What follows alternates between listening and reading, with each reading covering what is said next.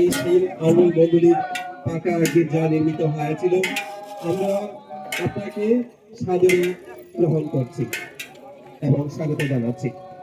আর তৎসঙ্গে আমরা স্বাগত জানাচ্ছি আমাদের আমন্ত্রণে সাড়া দিয়ে যারা বিভিন্ন প্রান্ত থেকে আমাদের খ্রিস্ট ভক্তগণ এসেছিলেন, আপনাদের প্রত্যেকে আমাদের মন্দিরের পক্ষ থেকে এবং আম্বাসা প্যারিসের পক্ষ থেকে আপনাদেরকে স্বাগত জানাচ্ছি। আর স্বাগত জানাচ্ছি আর অন্যান্য অতিথিবর্গকে আমাদের এই জুবলি পর্বে।